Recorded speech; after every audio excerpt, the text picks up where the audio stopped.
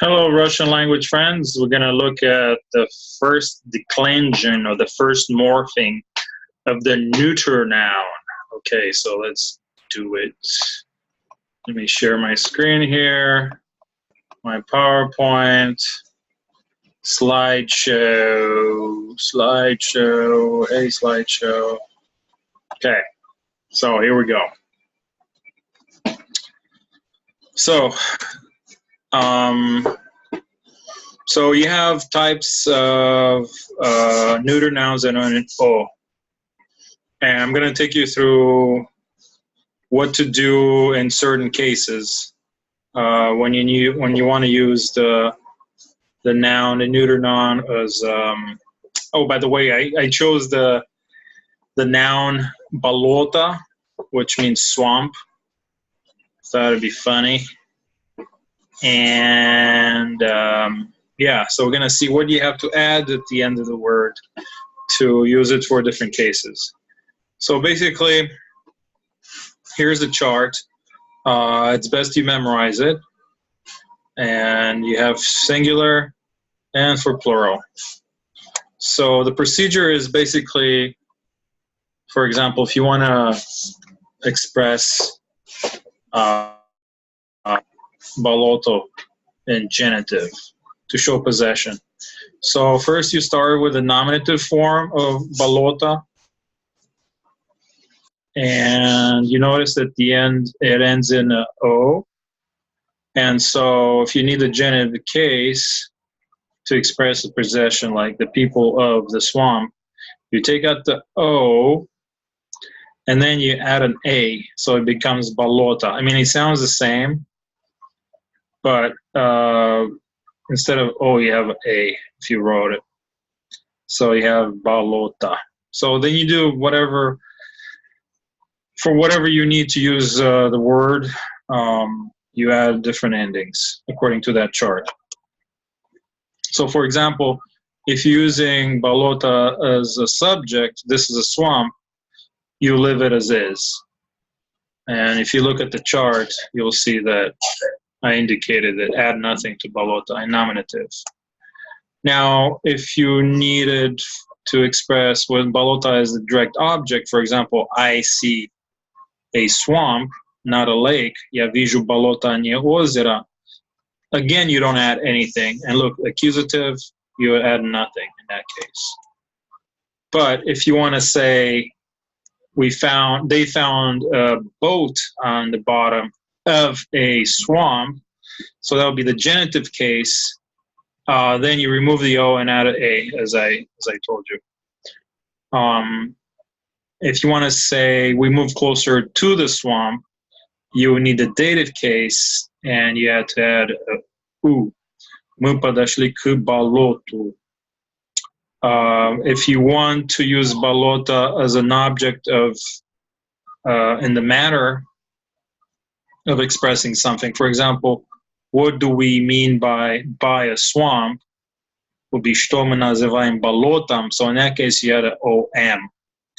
And if you want to use balota as a location, you would remove the O and add an E, as in в болоте мы потеряли ключ. Okay, so that's one example, one type of neuter noun. And there are others that end in E or yo. For example, the noun more. So for nominative, you add nothing. Accusative, you also add nothing. For genitive, you remove the, oops, I made a mistake. Yeah, it's supposed to remove the E and then the ya. For dative, remove the E and add the U. For instrumental, you remove the E and add the yam. And for prepositional, you add the E and you add, actually, you don't add, you just keep the E. And for plural, you remove the E and add the ya. You remove the E, you add the ya. For accusative, for genitive, you remove the O, the E, and you add the E short I, and so on. So for example, if you want to say, here are examples for all the different cases. Это моря мира. Here are the seas of the world.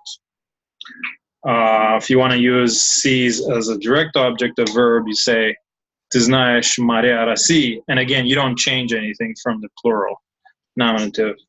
But if you want to say of the seas, you have to remove the ya and replace it with the yei, as in volny moriei, the waves of the sea. Now, if you want to say in dative, you want to use seas as a means of travel. For example, мы путешествовали по морям мира. We traveled the seas of the world. We have to remove the ya, and add the yam. If you want to express matter of action, you need ami. So it becomes Франция омывается морями. And finally, to use seas as a location, you would have to add ях. So в морях живут много зверей. Another thing about first declension of neuter is the stress shift for neuter. So in singular, basically there's going to be a stress shift from the end to the beginning. So окно means window, but windows is окна.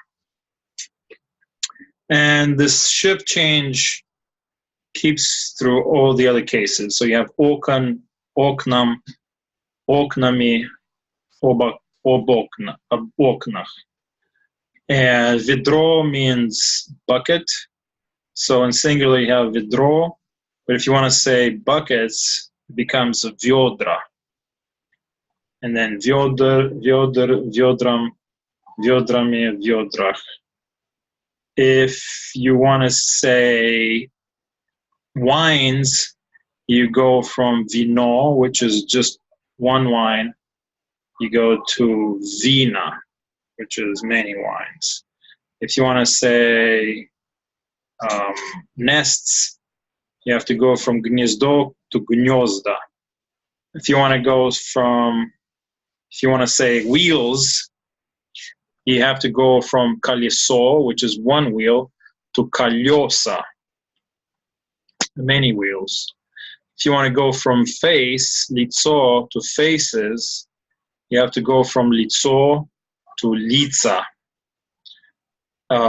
Then письмо is letter, письма is letters, пятно is a spot, like a spot on your clothes, becomes пятна.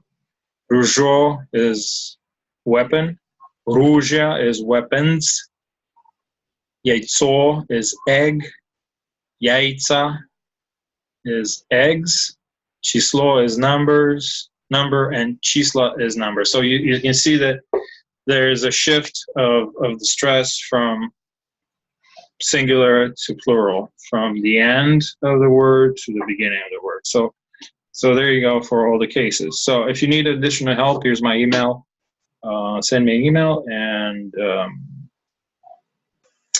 you can receive individualized help. Thank you for your attention. See you later.